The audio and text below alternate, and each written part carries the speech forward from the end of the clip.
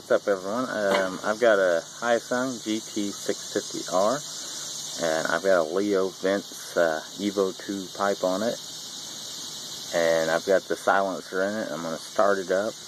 I'm going to see what it sounds like with the silencer, then I'm going to pull it out, and we're going to see what the difference sounds like.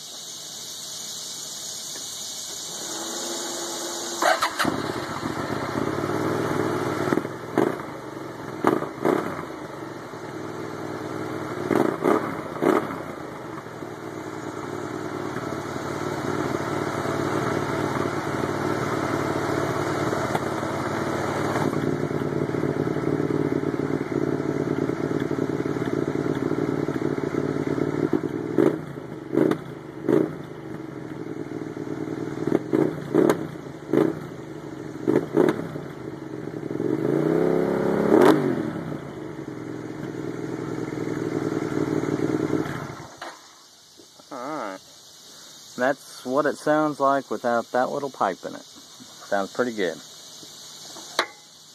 Let me know what you think if you like it.